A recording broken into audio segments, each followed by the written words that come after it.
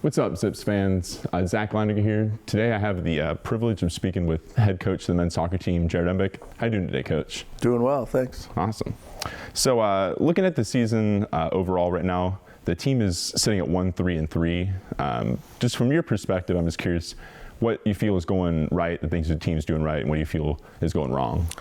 Yeah, I mean, I think the record is, we're obviously disappointed in the record, and, I feel like the way the games have gone, it's a little harsh on us. I feel like one game we were probably outplayed, and that was Ohio State. I think on that day they were better, and I think the other games we've outplayed the opponents, but in soccer it comes down to scoring goals and preventing goals, and I think we haven't capitalized on a lot of the chances we have created, and whether it be great plays by the keeper or the defending team, or we hit the post, and then the few opportunities we're allowing, we're not doing a good enough job defensively to stop those goals, and we left ourselves vulnerable for some results that probably shouldn't happen. So do you feel like the struggle the team's having right now, do you think that's like attributed to loss of like Shukaluk, Paulus, some of the bigger heavy hitters, or if it's more of the, I guess, because it's a younger team looking at all the freshmen, do you think it's a combination of both? Yeah, we lost some key pieces, and a lot of it, some leadership, right? You lost Joey. Shuki was one of the leading scorers in the country. Will Jackson, another senior. Joel, another senior. We bring back a lot of talent, and I think it's what our struggle has been is integrating players in the group that we returned. Finding out that chemistry of that lineup, and then off the bench, we are very young. Almost any player we bring off the bench is almost a new player, and I think you've seen some struggles at times when we've used the bench, and some of that inexperience has hurt us. But when you look at the back line, we have a new defensive midfielder, Matt Dries. He was here last year, but didn't play as much. And then without Joel and Willie, we got two other starters in the back line. I think you can see some of the early goals against are just some of the positioning, some of the focus that we need in the back half to deal with some of these counterattacks we've lacked in critical moments, and we've been punished probably ruthlessly more than normal.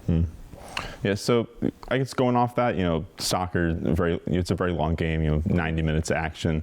What are some of the ways you keep the players in a good mindset, if the team starts losing early on? Yeah, I think if you're talking about in the season, you just try to keep the focus to one game, and now with the Big East, we can focus on that.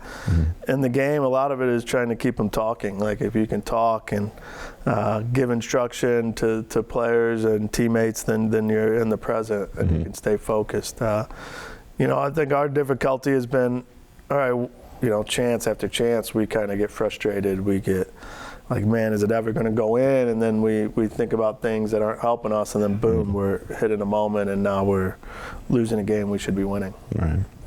So looking, specifically into some of the players, in just 7 games, Mitch Butler he's already allowed 10 goals, which is a little uncharacteristic from what we've seen. What do you feel is the reason for his struggles so far? Yeah, I think some of these goals that have gone against, he's kind of taken a little too personal, and when that happens, now he seems to be second guessing himself. And as a goalkeeper, if you start doing that can be a problem. So he's a very good keeper, one of the best in the country.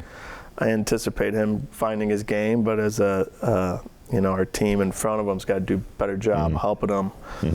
3 of the goals have been PKs, and then there's been obviously a couple just point-blank shots. I mean, I would say at least half the goals, there's not much he can do about it. And I think that's weighing on him. And he's just got to refocus and play to his ability.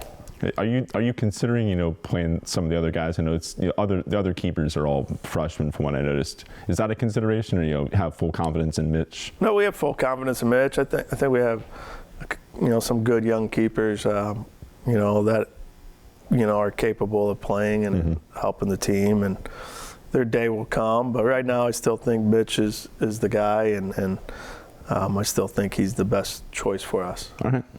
So looking into this week, this weekend, the team starts conference play. How are you getting the team ready for this Big East competition? Yeah, for us, it comes at a good time. We've had a frustrating non-conference, and what I told the group is there's no non-conference national championship trophy that's awarded. You know, last year we were unbeaten going into conference play, and then we had our struggles. We faced the adversity in conference. I go, now we've faced the adversity out of conference, and now we get to look forward to conference and kind of clean slate here, 0-0, and get to start at home.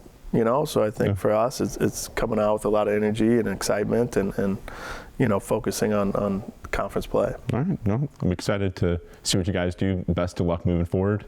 And that about does it for this interview. I just want to once again thank Coach Embick for taking the time to sit down with us. And as always, go Zips.